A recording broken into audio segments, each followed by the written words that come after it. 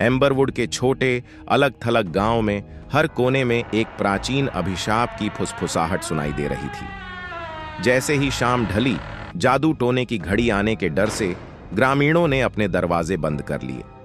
किंवदंती में एक तामसिक चुड़ैल की बात की गई थी जो सदियों पहले हुए विश्वासघात का बदला लेने के लिए जंगल में घूमती थी।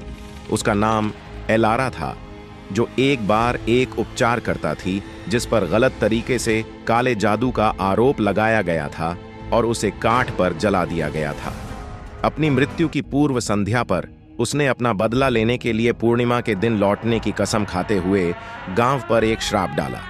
वो रात फिर आ गई थी। एम्बरवुड के बाहरी इलाके में एक साधारण झोपड़ी में सेलेस्टे नाम की एक युवा महिला टिमटिमाती चिमनी के पास बैठी थी। एलारा की उसकी दादी की कहानियां हमेशा उसके दिमाग में घूमती रहती थीं, लेकिन उसने कभी भी अलौकिकता पर पूरी तरह विश्वास नहीं किया था। आज रात अलग महसूस हुई। भीषण आग के बावजूद कमरे में ठंडक फैल गई। अचानक बाहर तेज हवा बंद हो गई, जिससे रात एक भयानक सन्नाटे में डूब गई। सेलेस्टे खड़ी थी, उसका दिल जोरों से धड़क रहा था। जैसे ही वह खिड़कियों को कुंडी लगाने के लिए आगे बढ़ी, जैसे ही उसने बाहर झांका, उसने फटे कपड़ों में लिपटी एक आकृति देखी जिसकी आंखें वर्णक्रमीय रोशनी से चमक रही थीं। धीरे धीरे जंगल के किनारे से आगे आ रही थीं। भयभीत होकर वह पीछे हट गई। डायन की कहानियां उसके दिमाग में घूमने लगीं। सेलेस्टे की दादी एग्नेस गांव की सबसे बुजुर्ग निवासी और उसके सबसे गहरे रहस्यों की रक्षक थीं। मरने से पहले उसने सेलेस्टे से फुसफुसाकर कहा था कि एलारा के अभिशाप को तोड़ने का एकमात्र तरीका उसकी राख के साथ दबे हुए ताबीज को ढूंढना है। दृढ़ निश्चयी लेकिन डरा हुआ, सेलेस्टे ने एक लालटेन और एक पुराना धूल भरा नक्शा उठाया और जंगल के भीतर छिपे पुराने कब्रिस्तान की ओर निकल पड़ा। पेड़ उसके हर कदम पर नजर रख रहे थे। नुकीली शाखाएं कंकाल की उंगलियों की तरह फैली हुई थीं। जैसे जैसे वह कब्रिस्तान के पास पहुंची, हवा गंधक की गंध से घनी हो गई और उसके नीचे की जमीन हर कदम पर कराहने लगती थी।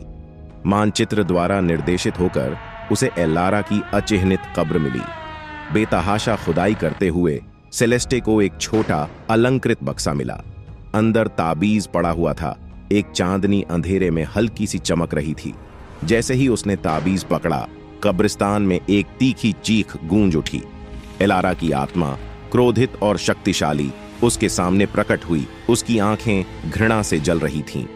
सेलेस्टे ने अपनी दादी की बातें याद करके खुद को मजबूत किया। ताबीज को ऊंचा रखते हुए उसने पीढ़ियों से चली आ रही एक मंत्र का उच्चारण किया। जमीन कांपने लगी और एलारा का भूत उस पर टूट पड़ा, लेकिन एक अदृश्य शक्ति ने चुड़ैल को पीछे हटा दिया। ताबीज की चमक तेज हो गई, जिसने एलारा को चकाचौंध कर देने वाली रोशनी में घेर लिया। अंतिम चीख के साथ एलारा रात में लुप्त हो गई। अंततः अभिशाप हटा लिया गया। थका हुआ और हिला हुआ, सेलेस्टे को पता था कि एम्बरवुड उस भयावह उपस्थिति से मुक्त था जिसने उसे सदियों से परेशान किया था। जैसे ही भोर की पहली किरण पेड़ों से होकर गुजरी, वह ताबीज और अंधेरे पर अपनी जीत की याद लेकर गांव वापस चली गई।